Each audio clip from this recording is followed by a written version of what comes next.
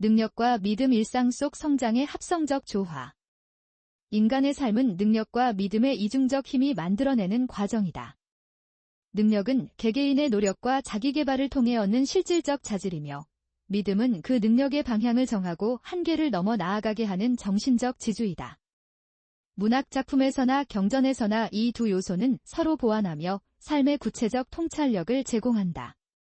예를 들어, 문학 작품에서 등장인물이 자신의 무능함을 인정하고 개선을 시도하는 과정은 경전에서 내가 바라는 것을 바라되 하나님을 의지하라 신 3329와 같은 경구를 통해 구현된다. 이 두 영역은 단절 없이 연결되어 인간이 현실의 도전을 극복하며 성장할 수 있는 지침을 제시한다.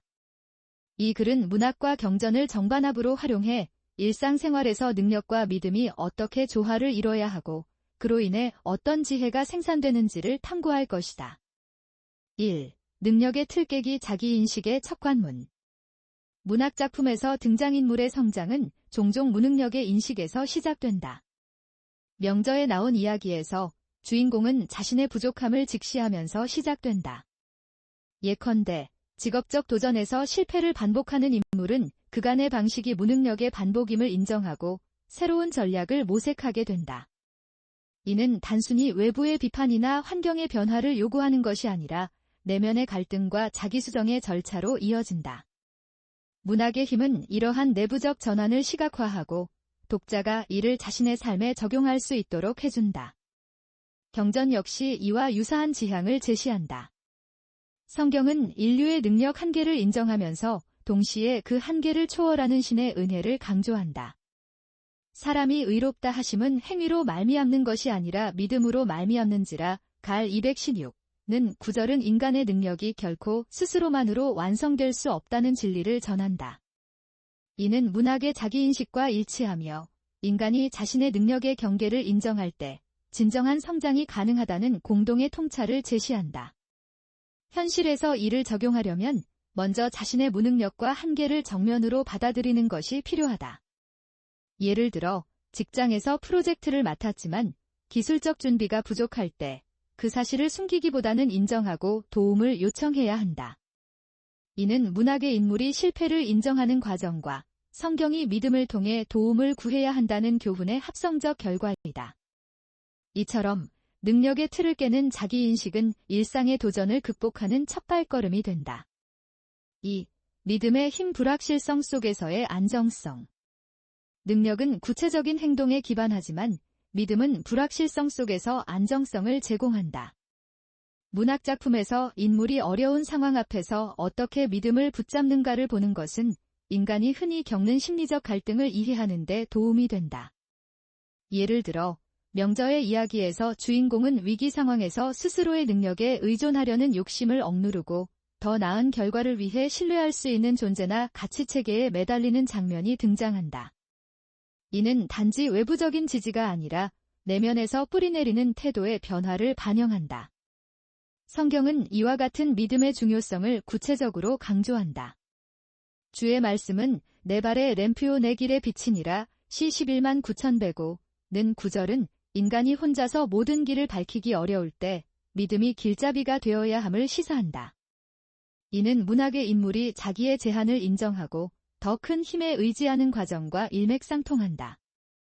현실에서는 이 믿음이 구체적인 행동으로 나타나야 한다.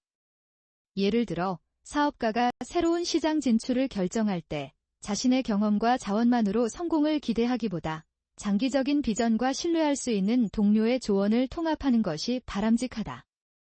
이는 문학의 인물이 자신의 판단을 넘어서 협업을 시도하는 순간과 성경이 믿음을 통한 공동체적 지혜를 강조하는 교훈의 합성이다. 믿음은 단순히 무력함을 인정하는 것이 아니라 더 나은 결과를 위해 가능한 모든 자원을 활용하려는 태도를 의미한다. 3. 능력과 믿음의 균형 인간의 한계와 초월. 능력과 믿음은 상호작용하면서 인간의 한계를 극복하는 힘이 된다. 문학작품에서 인물은 자신의 능력으로 한계를 넘으려 하지만 그 과정에서 믿음이 없으면 실패로 이어진다는 점을 보여준다. 명저의 이야기에서 주인공은 자신의 노력으로 어려움을 해결하려 하지만 결국은 그 노력이 믿음을 동반하지 않으면 무의미하다는 사실을 깨닫게 된다. 이는 인간의 능력이 결국 유한하며 그 한계를 인정하고 더 큰 힘에 의지해야 진정한 성장이 가능하다는 통찰을 전한다. 성경은 이와 같은 균형을 일관되게 강조한다. 내가 할 수 있는 일을 아시는 이는 하나님이시니라. 빌 413는 9절은 인간의 능력이 결국 하나님의 은혜에 의존한다는 점을 강조한다. 이는 문학의 인물이 자신의 능력으로 모든 것을 해결하려는 오만을 버리고 믿음을 통해 성장하는 과정을 반영한다. 현실에서는 이 균형을 유지하는 것이 특히 중요하다. 예를 들어 교사가 학생들을 가르치는 과정에서 자신의 전문성에만 의존하기보다는 학생의 성장에 대한 신뢰와 열린 태도가 필요하다. 이는 문학의 인물이 자신의 제한을 인정하고 학생의 잠재력을 믿는 태도와 성경이 믿음과 능력의 조화를 강조하는 교훈의 합성이다. 능력과 믿음은 서로를 강화하며 인간이 한계를 넘어 나아가도록 돕는다. 4. 구체적 전략 믿음과 능력의 일상적 적용. 일상생활에서 능력과 믿음을 조화롭게 적용하려면 구체적인 전략이 필요하다. 문학과 경전은 이에 대해 다음과 같은 통찰을 제시한다. 1. 자기 반성의 습관. 문학작품에서 인물이 성장하는 과정은 반성에서 시작된다. 명저의 주인공은 자신의 실패를 반추하면서 개선의 방향을 찾는다. 이는 성경의 내가 내 죄악을 숨기지 아니하며 주 안에서 내 죄를 솔직히 고백하리니 시 325와 일맥상통하며 반성이 진정한 성장의 첫 단계임을 시사한다. 2. 공동체의 지혜를 수용. 문학의 인물은 혼자서 해결하기 어려운 문제를 공동체의 도움으로 해결한다. 이는 성경의 모든 사람이 자기 일을 서로 돕는 것이 좋도다. 고전 1221와 연결된다. 예를 들어 직장에서 동료와의 협업을 통한 문제 해결은 개인의 능력과 공동체의 믿음의 합성적 결과이다. 3. 장기적 시야 확보. 문학과 경전은 단기적 성공보다 장기적 성장의 중요성을 강조한다. 인내로 자기 길을 이루라. 전도서 104는 9절은 일시적인 능력보다 꾸준한 믿음이 더 큰 성과를 가져온다는 점을 시사한다. 이는 문학의 인물이 자신의 한계를 인정하고 시간을 두고 성장하는 과정을 반영한다. 5. 능력과 믿음의 지속적 연대. 능력과 믿음은 서로를 강화하며 인간이 일상의 도전을 극복하는 데 필수적인 자원이다.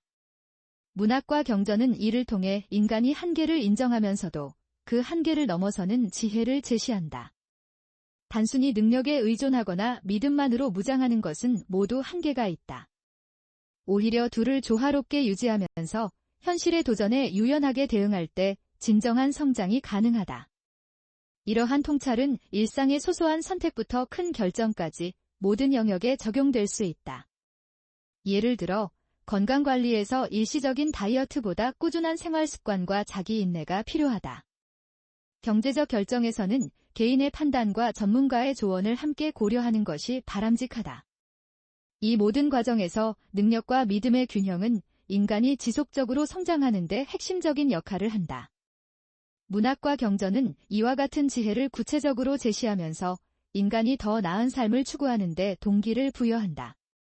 능력은 실천을, 믿음은 방향성을 제공하며 둘의 합성은 일상의 도전을 극복하는 힘이 된다. 이는 개인의 성장뿐만 아니라 공동체 전체의 발전에도 기여한다. 능력과 믿음의 균형을 유지하는 삶을 지향하는 자는 문학의 인물처럼 어려움을 극복하고 경전의 지혜처럼 지속적인 성장의 길을 걷게 될 것이다. 이 글은 문학과 경전의 통찰을 바탕으로 일상생활에서 능력과 믿음의 조화를 이루는 구체적인 방법을 제시한다. 이 지혜는 단지 이론이 아니라 현실의 도전에 직면한 개인에게 실질적인 도움을 주는 지침으로 작용할 수 있다.